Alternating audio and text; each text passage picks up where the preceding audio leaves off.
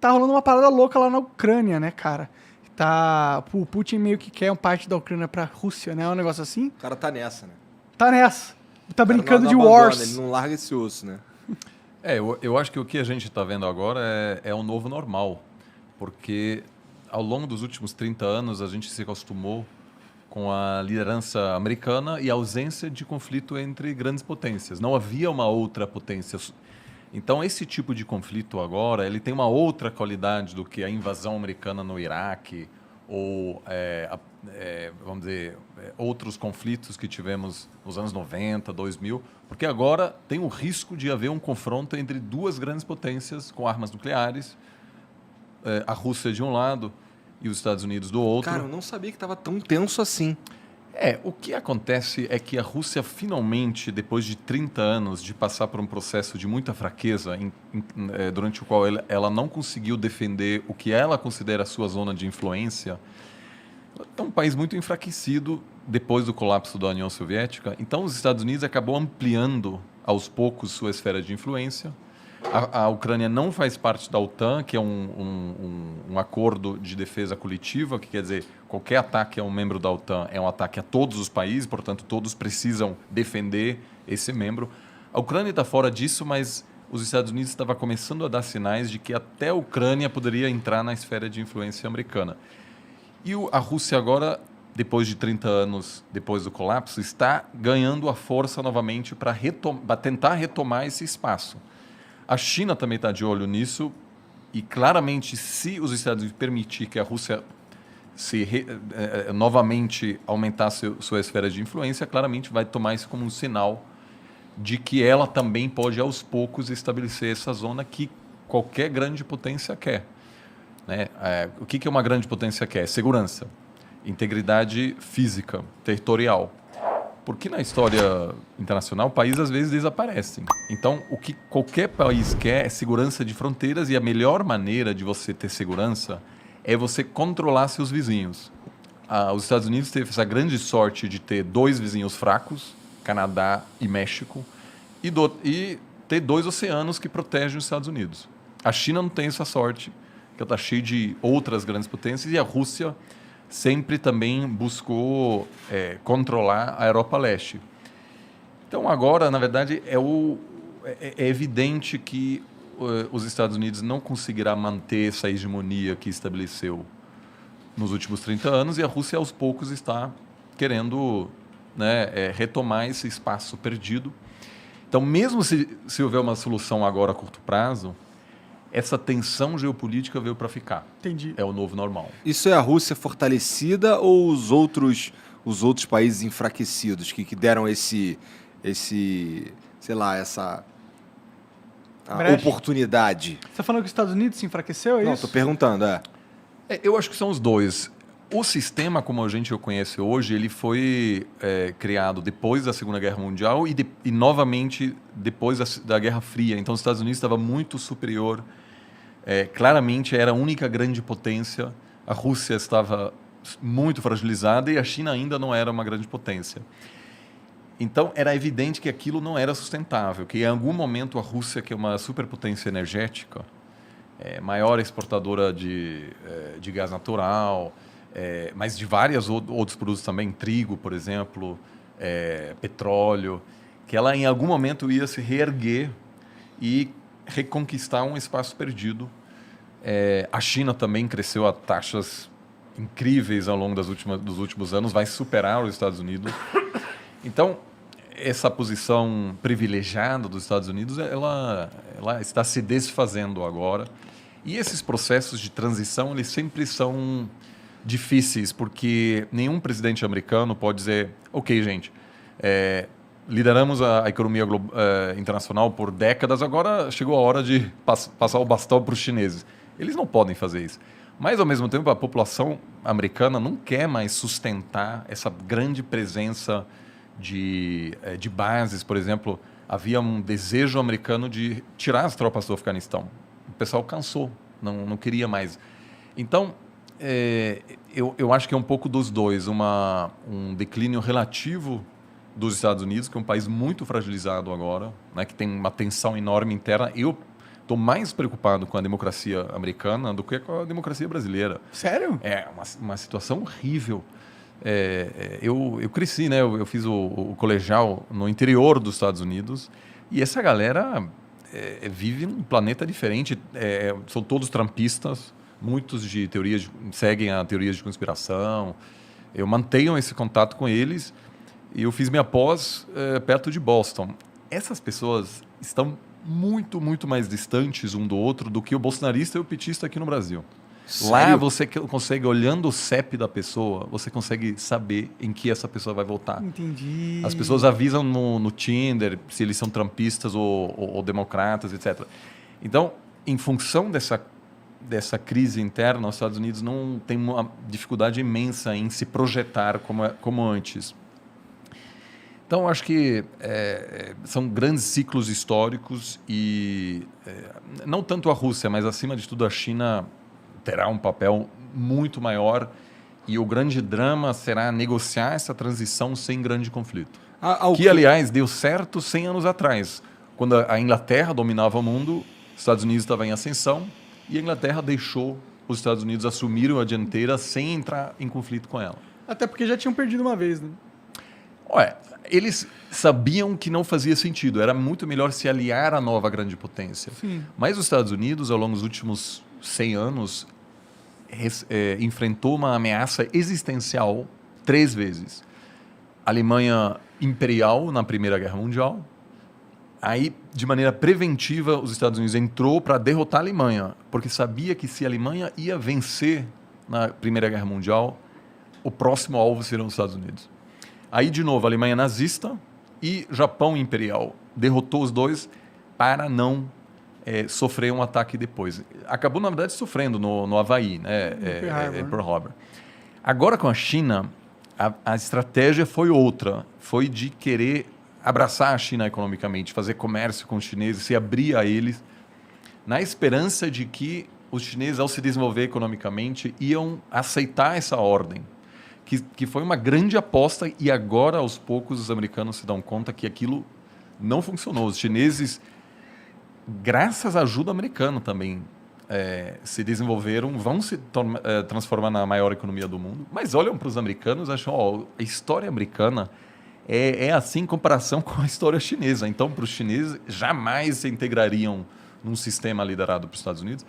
E a Rússia também, a grande aposta de chamar a Rússia para dentro do sistema fracassou. A Rússia fazia parte do G8, aí saiu, aí voltou a ser G7. Então, esses dois estão claramente, não estarão dispostos a ter um papel secundário, né? Então, acho que a gente está indo claramente nesse caminho. E a Ucrânia? A Ucrânia está afim de integrar a Rússia?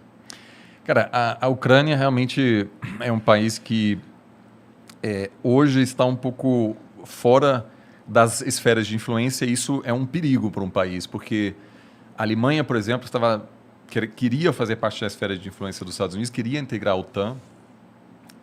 Depois do fim da Guerra Fria, a Polônia também foi para esse lado. A Ucrânia, na verdade, é um país muito novo, independente faz 30 anos só. A capital ucraniana foi a primeira capital russa. Então, os dois países estão muito conectados. Entendi. Entendi. E a capital só depois ela migrou de Kiev para Moscou. Então, o Putin sempre fala, a Ucrânia não é um país independente, somos irmãos. E, de fato, muitos líderes... É muito comum você ter um pai ucraniano, uma mãe russa, etc. Ou seja, tem muita conexão. O povo é muito conectado. Mas hoje é um país independente. E tem muito ucraniano que prefere não ser dominado pela Rússia. O país, na verdade, está dividido no meio e a parte ao leste tem uma forte presença de pessoas que falam russo em casa, que têm até uma certa simpatia com a Rússia. E do outro, é uma população que prefere estar mais próxima à Europa. E nas eleições você vê claramente que essa divisão existe. E ao longo dos últimos anos sempre teve um pouco um presidente pró-russo e, às vezes, um presidente pró-Europa, pró-Estados Unidos, e, obviamente, as duas potências, por meio de financiamento de campanha, assessoria política, envio de armamentos, etc., busca influenciar esse país que está um pouco exposto nesse momento. Entendi. O que tem de tão legal na Ucrânia para o russo querer tanto aquele Cara, território? cultura, né, mano? Será a capital do país uma época. Mas é só isso? Não tem Tem- dinheiro envolvido? Olha, Já não tem sei. a parte cultural, mas, como eu falei, a Rússia quer ser uma grande potência. E ela é, na verdade. E o colapso da União Soviética foi foi um grande trauma. Agora, tem duas formas de lidar com trauma. A Alemanha também queria ser uma grande potência, colapsou, foi ocupado por outras potências em 45. Né? Todos os alemães sabem dessas imagens dos russos e americanos chegando em Berlim, na capital. Poucos anos depois do Hitler prometer controlar toda a Europa. E a Alemanha contentou-se com um outro papel. Hoje a Alemanha é uma potência pacifista. O exército da Alemanha é muito pequeno. Quando a Alemanha foi chamada para participar da guerra no Afeganistão, eles toparam, mas depois se deram conta que não havia avião de transporte para levar as tropas para o Afeganistão. Ou seja, não tem umas forças armadas sérias. Nenhum general dá pitaco na política alemã, ninguém quer saber. E a Alemanha gostaria de deixar os assuntos mais tensos militares para outros países. Então, eles não querem mandar... Então, houve aí uma mudança que a população alemã aceitou que o plano de dominação mundial fracassou, ainda bem, Aham. e também porque não tinha outra escolha, estava culpado. Aceitou que a partir de agora a Alemanha seria talvez uma potência econômica, mas jamais uma potência militar. A Rússia também passou por um processo de colapso, de muita humilhação.